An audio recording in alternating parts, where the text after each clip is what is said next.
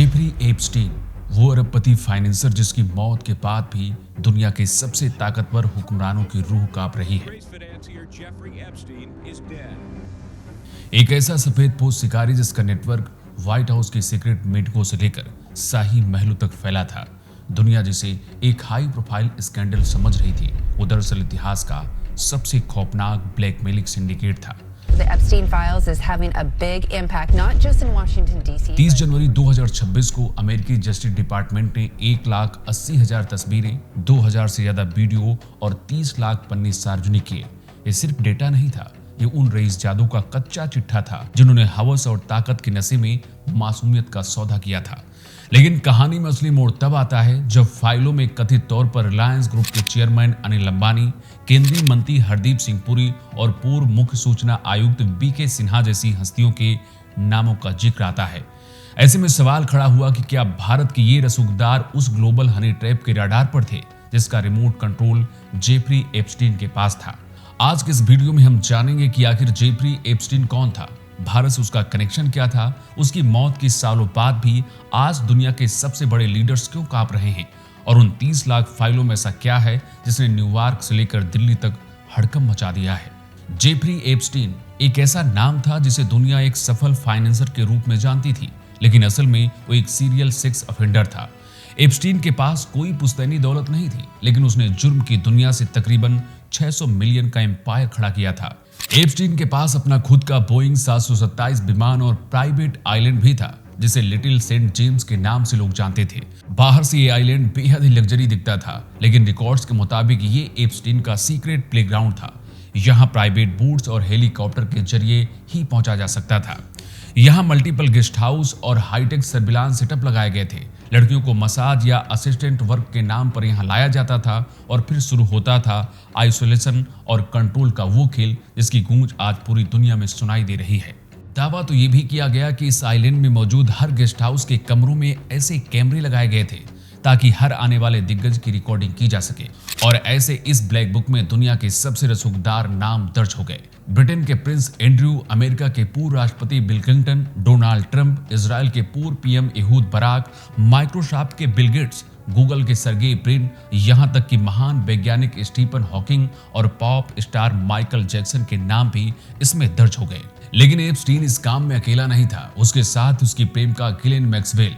Ghislaine Maxwell एक British सांसद की बेटी थी जिसके पास बड़े बड़े लोगों से कनेक्शन थे जो एप्स्टीन के पास नहीं थे। दोनों ने मिलकर एक ऐसा सिंडिकेट बनाया जहां मसाज के नाम पर मासूम लड़कियों का सौदा होता था और बिजनेस डील के नाम पर दुनिया के रसूखदारों को गुलाम बनाया जाता था। जेफरी एप्स्टीन तो सिर्फ एक प्यादा था, असली खिलाड़ी गिलेन मैक्सवेल थी जो मासूम लड़कियों का सौदा सिर्फ इसलिए कराती थी ताकि दुनिया के सबसे ताकतवर मर्दों को वो अपने मुट्ठी में रख सके।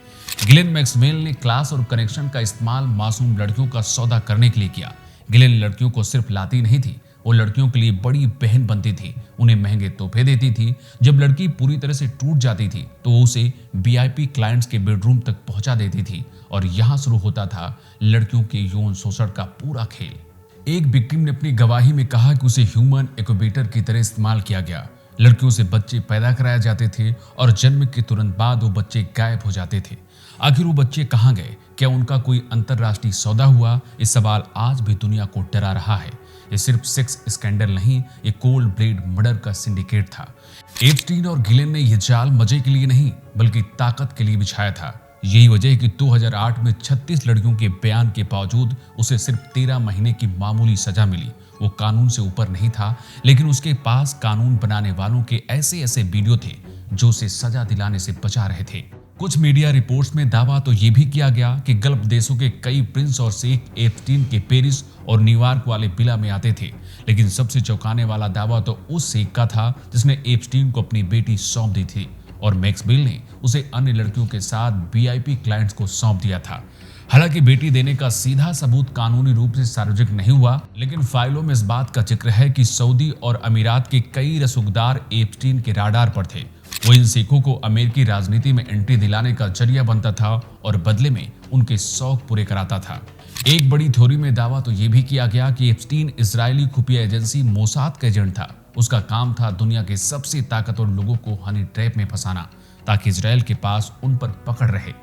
लेकिन ये कहानी यही खत्म नहीं होती। ब्लूमबर्ग की रिपोर्ट में लीक हुई 9 मार्च 2017 की चैट के मुताबिक जब एप्स्टीन जैरो रेंज में लड़कियों को कैद कर रहा था, तब जेफरी एप्स्टीन का ये मकड़जाल भारत की दहलीज पर भी दस्तक दे चुका था। ब्लूमबर्ग की रिपोर्ट में जब अनिल अंबानी और एप्स्टीन के बीच की चैट्स लीक हुई तो पूरा देश सन्न रह गया। ब्लूमबर्ग ने अपनी रिपोर्ट में उन चैट्स को सार्वजनिक किया जो 2017 से 2019 के बीच की गई थी, जिसमें 9 मार्च 2017 को एप्स्टीन ने अंबानी को लिखा, मुलाकात यादगार बनानी है, एक लंबी स्वीडिश महिला कैसी रहेगी। इस पर अंबानी का जवाब था, अरेंज करो। सवाल ये नहीं कि वो वहां गए या फिर नहीं गए, सवाल ये है कि जब एप्स्टीन 2008 में ही एक अपराधी घोषित हो चुका था, तब भारत के एक बड़े ग्रुप का चेयरमैन उससे इस तरह की सेवाएं क्यों मांग रहा था। अगर ये दावा सही है तो क्या इन्हें एप्स्टीन के काले कारनामों की भनक नहीं थी, या हाई सोसाइटी पार्टियों का लालच सच्चाइयों पर भारी पड़ गया।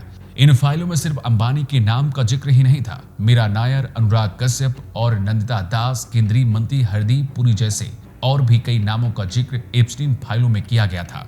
जेफरी एप्स्टीन मर चुका है, लेकिन उसकी चैट्स और ईमेल पूरी दुनिया के सफेद पोस्ट नेताओं और बिजनेसमैन के कारनामों की हकीकत दुनिया के सामने ला रही है। मार्च 2005 एक 14 साल की बच्ची ने जेफरी एप्स्टीन के खिलाफ एक शिकायत दर्ज कराई, जिसमें कहा गया कि मसाज के बहाने एप्स्टीन के घर उसे भेजा गया था, जहां उसका यौन शोषण हुआ।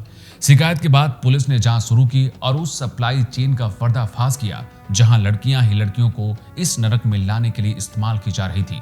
वो लड़कियों को डराकर या लालच देकर उन्हें अपना रिक्रूट बना लेता था। उसका मकसद सिर्फ हवस नहीं, बल्कि दुनिया के सबसे ताकतवर लोगों को अपनी मुट्ठी में करना था। 2005 में पहली बार रिपोर्ट के बाद 2008 में उसे दोषी तो ठहराया गया, लेकिन रसूख का असर देखिए कि सेक्स ट्रैफिकिंग जैसे संगीन आरोपों के बाद भी उसे सिर्फ 13 महीने की ऐसी सजा मिली जिसमें वो दिन में बाहर जाकर काम कर सकता था।